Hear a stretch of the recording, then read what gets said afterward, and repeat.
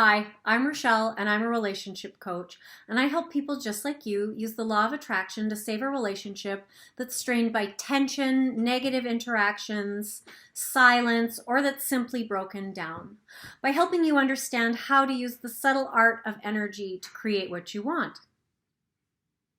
And today I'm going to be talking about emotions and how you can use them as a mindset hack, and how often the breakdown of a relationship has nothing to do with the loss of love, but has everything to do with what two people don't see about themselves.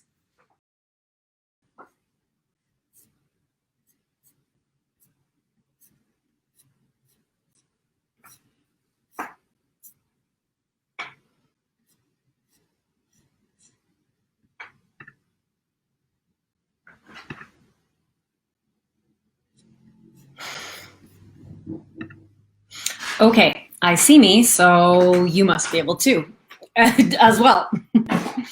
Okay, so don't mind my dog. I am going to be talking about emotions today, and mainly because they play a pretty big role in our relationships. I mean, our relationship is pretty much entirely an emotional experience. So, and I tend to work with people on creating the relationship they want. Often the relationship's broken down, so they are often caught in patterns of negative emotions. And so I want to qualify why it is that I focus on emotions, because I mean, the whole idea of being able to create your reality is that you can think it into reality. But I mean, not everything you think is going to pop into reality. And one of my mentors gave a really great yet terrifying example. He basically said, look, if every thought you ever had came into reality, it would be really terrifying to hang around with 16-year-old boys. And I was like, ooh, yes. So there's more to it. And so the emotional aspect really plays a significant role. And also because in order to change your thoughts, right, to create something else in your life, you want to start changing your thought patterns. Now, to do that, you would have to literally manage thousands. Thanks, guys. You'd literally have to manage thousands of thoughts. Kabibi, stop, please. Sorry, I'm the only one home. They're just making sure I'm not getting murdered. So you, okay, hey, please, no more. Come here. Sorry. So you would have to literally manage thousands of thoughts, because Cash, you are having thousands of them a day. So now in another video I talked about how we are emotional beings. So you started processing the world and applying the meanings of the world based on the emotions that you were having, because you were a baby and you didn't have any like verbal language. Hello, Facebook user. I'm glad to see you're here. And so what happened was, as you learned language, you layered this language over top of these emotions. But there's only maybe like 10 different emotions that we feel. I don't know, I can even go as far as say 20, but there are thousands of thoughts that you have in a day. Now, studies have shown that you're going to think in patterns of thoughts. So whatever you thought yesterday, you're going to think today, but in context to whatever experience you're having. So if you want to manage your thoughts, then you want to just start right at the level of emotions, because you've connected thousands of thoughts to one emotion. And so for this reason, I focus on giving people the tools to manage their emotions, to catch their triggers, and then to deal with them. Because and so this is where I'm going to go with this, is focusing on your triggers. Because if you've been in a relationship with someone and it starts to break down, it's not because of a loss of love. It's because two people are running storylines that are based in emotional wounding that occurred in childhood. And so, because your emotions, they are essentially the language of your unconscious mind. So while it seems that this person is doing this thing and this is causing me to feel this way, that's actually like a psychological protection mechanism that we have that makes it so that we often don't see who we actually are, and we don't see our wounds. And the real joke of the universe is that you will actually attract into your life people who, in essence, will play a role that will allow you to basically replay and relive these same emotional wounds over and over and over and over. And now, why on earth would that happen? This is because nature is always looking to seek a balance. And so with this balance, if you have a really negative emotion that's low, then the universe is going to, match that. And if you have something really high, it's going to match that. So you're having these really extreme negative emotions. It wants you to resolve them. So it's going to give you this opportunity again and again, and then you get it. And that's why people will jump out of a relationship and jump right back into a relationship with someone that is just like their previous partner, in some way that basically allows them to continue to run this story. So that is why dealing with your emotions allows you to sort of overcome this and basically stop reliving these negative patterns. I know so many people who have, even people who have manifested themselves right back into a relationship with someone who was exactly the same as the person they were with before, but because they look different, they don't necessarily see the connection. But the irony is it's always so much easier to see other people's stuff from the outside. I never see my own stuff until I'm pretty much in the middle of a face plant. Until I started raising my awareness and really noticing all my triggers and started really looking for my own like emotional stories. So what do I mean by emotional stories? Well, last week I talked about perception and how we create this self-perception, and it's often pretty skewed, but it comes from these experiences that we've had in life.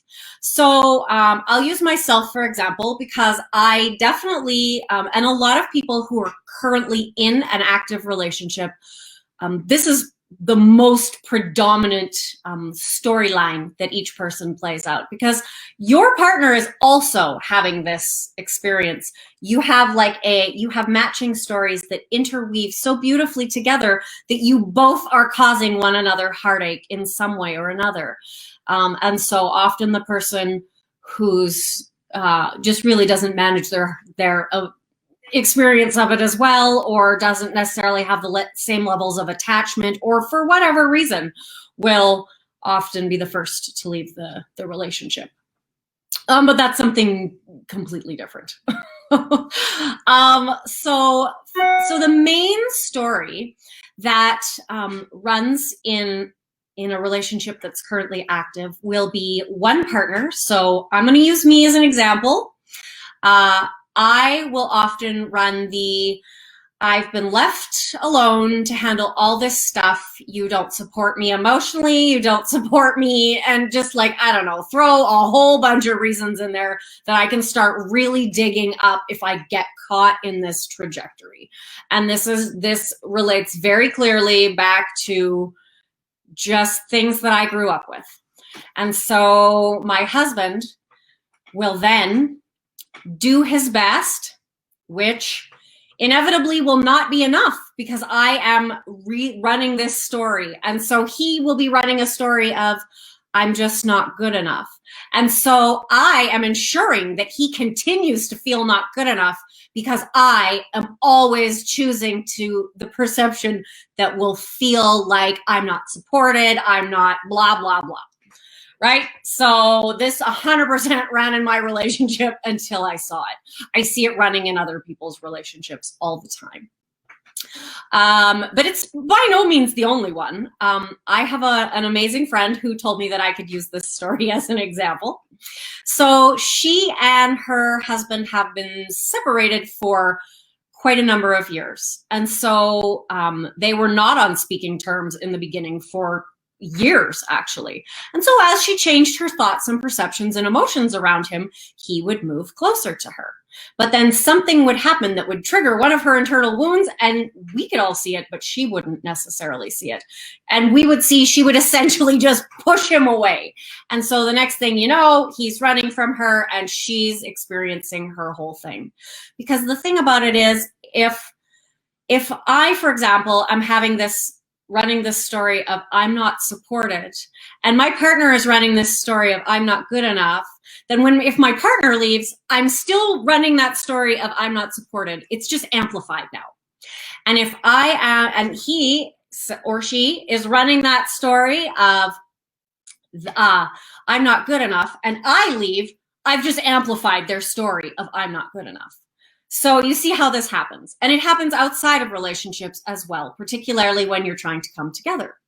So this particular story, and I'll spoiler alert, she's actually, as she has seen her patterns and seeing the connection between her thoughts and emotions and her relationship, he actually is making significant moves towards her, and she is catching herself from constantly pushing him away. So anyway, in this story, they are having a conversation about Christmas. And he is sharing that he was speaking to one of their children, and the child was helping him plan Christmas. And so my friend, who is running a story which is based on a core belief, which was established in childhood, she's running a story of I'm always excluded, no one ever thinks of me, I'm always left out. And so she interjects and says, I really like Christmas stuff too. I really enjoy planning for Christmas. And because his core story is, I have no freedom in my life, I'm always being controlled, everybody always wants to know exactly what I'm doing. His response to her was, why do you always need to know what it is I'm doing? So that was completely out of context with what she said. They're having the same conversation, but they're having two separate conversations based on whatever their perception is of themselves and of the situation. And so this, she noticed this, and this was sort of a really eye-opening experience for her. And so for this reason, I urge you to start paying attention, and this is why you're going to want to notice your emotions. And so I'm going to clarify. Emotions are not feelings. Feelings are the meaning you give to the emotions. So the emotion, it comes up in your body. You grab some story about whatever's happening right now, and you kind of go like, oh, they don't love me, or they're whatever it's going to be. They're not supportive of me. They take me for granted. Anything that's going to create the feeling. So the feeling is the meaning that you're giving to this emotion, but the emotion is like the core feeling in your body. And so what happens is, because as we are young, we often can't resolve really traumatic emotional experiences that we have. And so when I say traumatic, I don't necessarily mean like physical or emotional abuse. It can be something as simple as your big brother comes by and steals your toy, and you're young and you don't have the language for it, and it's like you can't resolve that. So it gets, as humans, we trap it in our body because we aren't like animals. When they have these extreme emotions, they often run. It's because they're in a life or death situation. And so domesticated animals will actually trap these emotions in their body, but animals in their natural habitat, they don't do this, because generally they're not having these emotions unless their life is in danger, and then they run. And so we don't do this. So it gets trapped in our body, and what happens is somebody then comes along, and because anything that your unconscious mind, all these negative emotions, your unconscious mind has now deemed whatever that experience was and whoever it was that caused it as dangerous. And so your conscious mind and your unconscious mind, they don't really operate in conjunction with one another. So I may want to be in a relationship with someone who we are fighting a lot. And let me tell you, actually, and I'll give you a real life example. So when I was reconciling my relationship, my husband, he has his own specific text tone. So he would text me, and because I had already established like an emotional connection to pain with him, the immediate body response would be fear and anxiety, because I didn't used to know what kind of response I was going to get. And so until I learned to clear that out, my mind would hear that message and it would be like, danger, danger, because there was a time when rejection really did mean life or death for humans. And so your unconscious mind, it's like your lizard, it's connected to your lizard brain. Its entire purpose is to keep you safe. And so it's going to basically connect any extreme negative emotion you've had to whatever that particular stimulus is, and that's going to set off that emotion. And you don't necessarily, it can be set off by sight, sound, smell, even like a sensation, like a touch. And here's a here's a cool fact that just kind of freaks me out, is that your unconscious mind is actually reacting and causing a physiological response in your body, even though your vision centers have not even registered it. They did an experiment where they exposed someone to a visual stimulus that was terrifying for like 1/10 of a millisecond. And so it never registered in the brain, in the vision centers of the brain that they saw it, but it triggered their nervous system and they felt fear and panic without having any recognition or realization of what that was. So if that gives you any idea, again, of why you should just forget trying to manage your thoughts and focus on your emotions, and you will get so much further ahead. Because if something has registered in your mind and your body is responding, then the thought is so far behind. So anyway, I digress. In fact, I kind of forgot what I was even talking about. But basically, oh yes. So what's happened is you've stored this emotion in your body and you have connected it to certain experiences. And because, if you are in the Sahara, you may not have time to decide whether it's a lion or a golden retriever. Your brain's, your subconscious mind and all your centers that keep you alive, their whole purpose is to just set off the alarm. So what's happened is any stimulus that's even remotely connected or remotely alike the stimulus that originally created that emotional wounding in you, that's going to set off,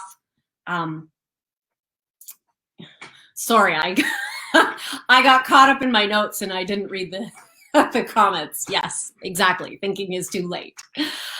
So your body has got this emotion, and so somebody does something that is not a conscious thing. As I said, your body's already responding, so it's not a conscious response you're having to this thing that has triggered this emotional response in you. So your partner has done something. You might not even know what it is that he has done or she has done, because it's already set off this response in you. So it's kind of like this chain of reaction events.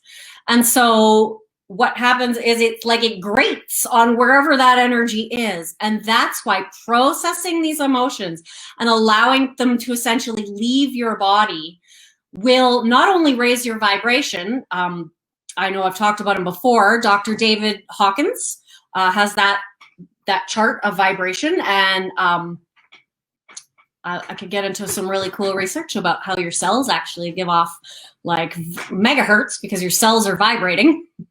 But so they are grading on this trapped emotion, and it's a negative emotion, and that is essentially why some people will trigger you. So I definitely triggered someone on my YouTube this week, and I mean, they can take my comments out of context and there's nothing I can do about it.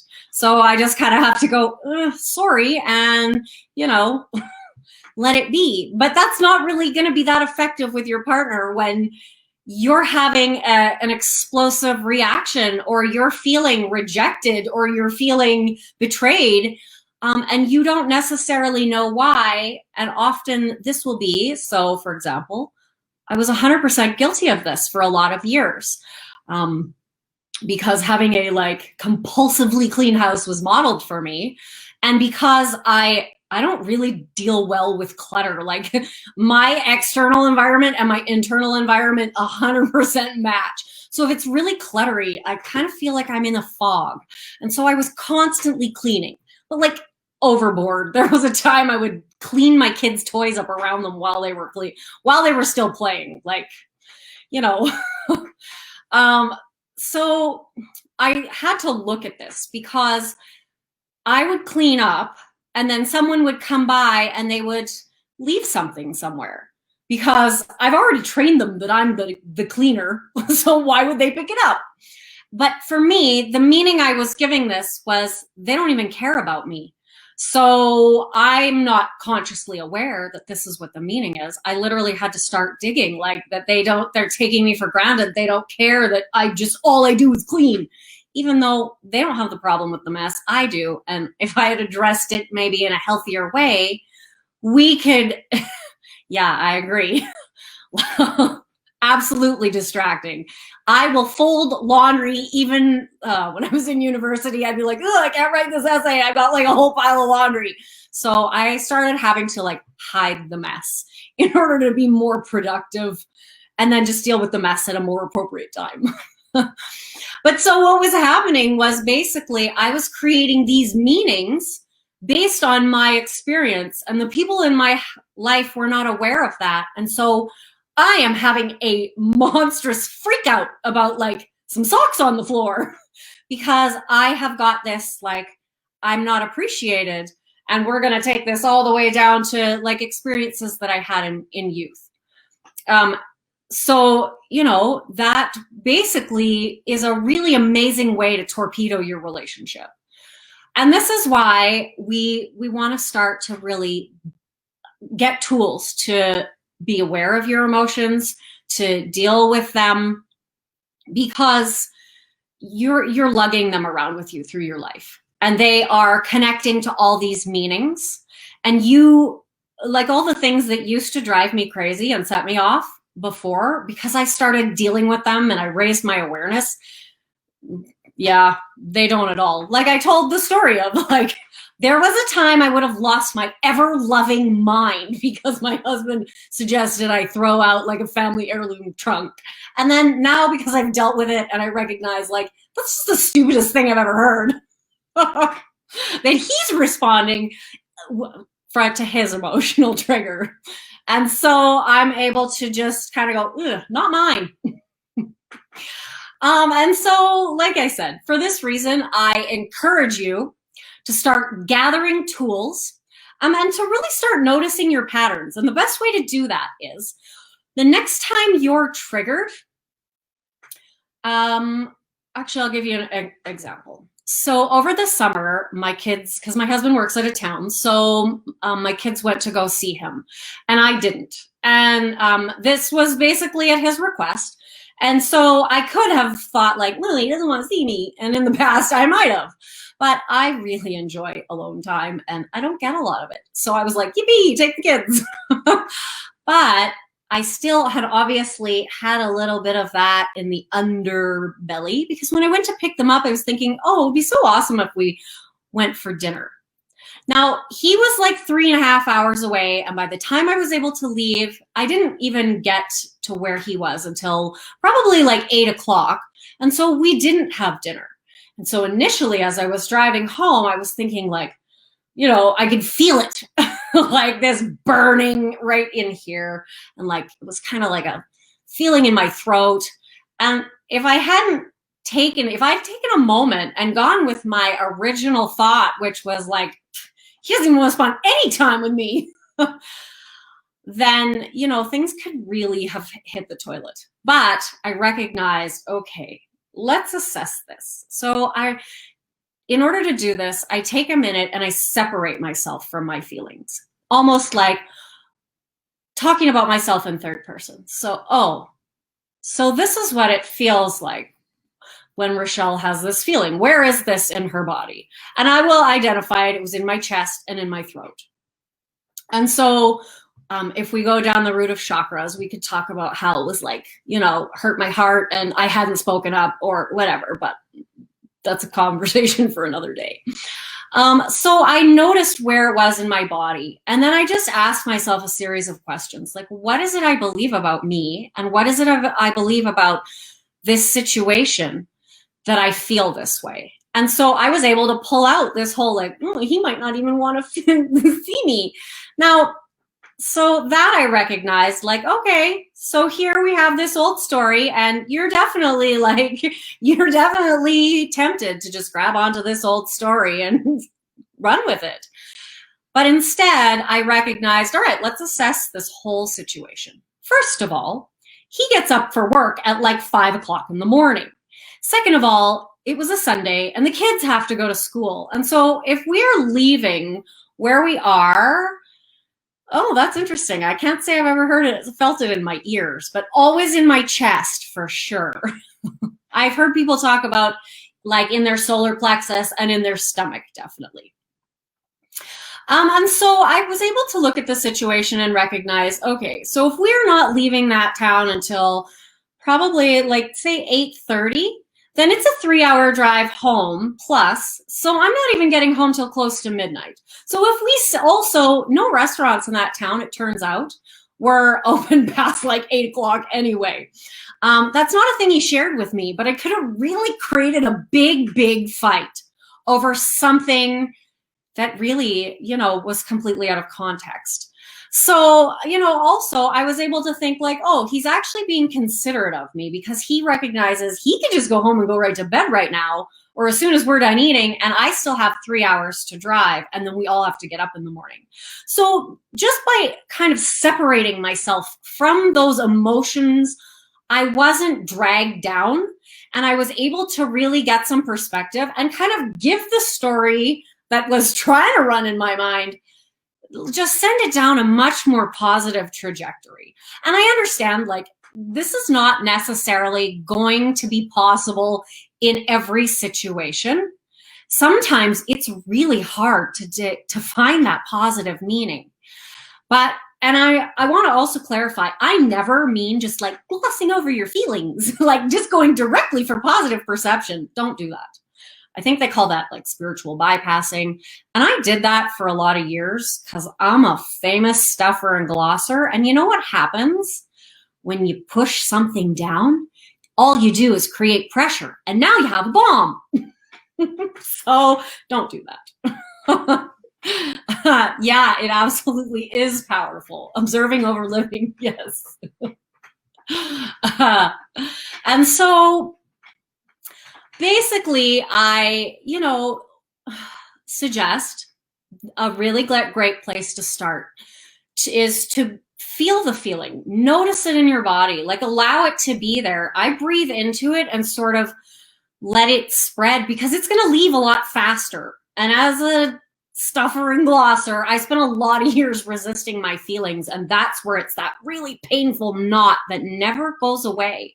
If you just let it be there and you just feel it, but you feel, yeah, fellow bomb.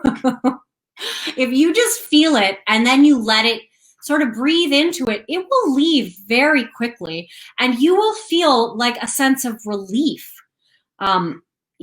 It's not, and you don't have to go down that old, cause a giant fight lane.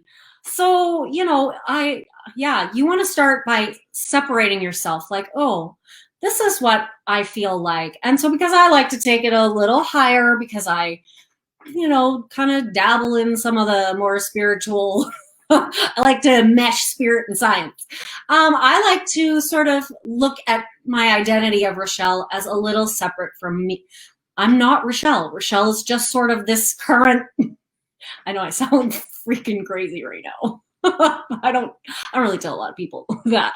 But I mean, this is true, and I find it so much more effective because I used to say I am, and then I would insert whatever feeling. And then I graduated up to I feel, but then when I really want to remove it and separate, not create a story, not connect it to any other stories, and really just allow it to move out, I always feel so amazing afterwards. I highly recommend it. It sucks in the moment. I won't lie, but the way you feel afterwards, it's very freeing. It's like relief. Hi, Alicia. I only see a whole bunch of Facebook users.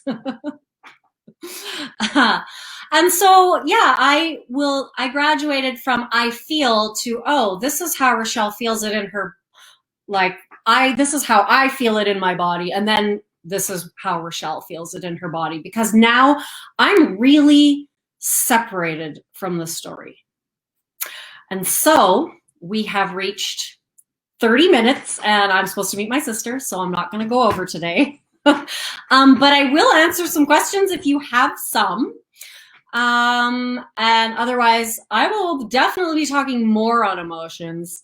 Oh, thanks. Hi, Serena. I thank you very much. I feel like there are a lot of facets to creating the reality you want. Yes, be the director, not the actor. Exactly. And so you definitely pull yourself out of the, basically being yanked around by life when you can separate yourself. No problem. Thanks for catching the end. I really have a lot of directions that I can take emotions, because as soon as you can start to notice, like, it's no secret to some, I manifested my relationship back quite quickly. But again, I just did it by stuffing and glossing and spiritual bypassing, I guess they call it. And yeah, I managed to torpedo it again pretty quickly. And so it wasn't really until I was able to learn to see these emotions. And sometimes I couldn't even change the story, because those perpetual thoughts you have, if you can't get rid of them, it's because they're literally anchored in with an emotion. And so it would be going along wonderfully. And then the next thing you know, it would be like, oh, I hate him. Yeah, I know, charming. And so, he probably wouldn't have even done anything, but he's triggered something in me. And because I haven't dealt with the emotion, I get caught in that story. And so, like I said, I can take this down a lot of avenues, but when you start dealing with the emotions, you basically wipe out all the counteractive and, behaviors that are basically not getting in the way of what you want. And you take out thousands of thoughts. So focus on the emotions, because when you do, you take care of the bread on either side.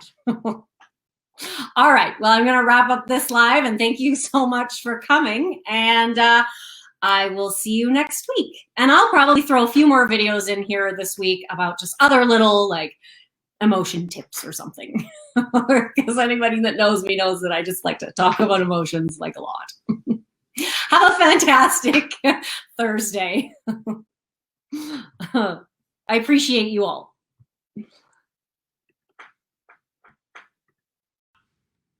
Hi.